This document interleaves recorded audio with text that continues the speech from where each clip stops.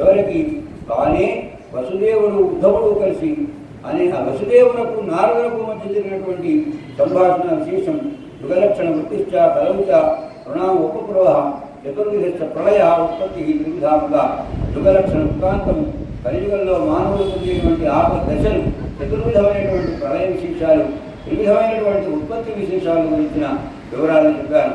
దేవత్యాగస్య రాజర్షి విశ్వరాతస్య ధీమత శాఖా ప్రణయన ఋషే మార్కండేయస్య సత్కథ మార్కండేయ వృత్తాంతం చెప్పాను.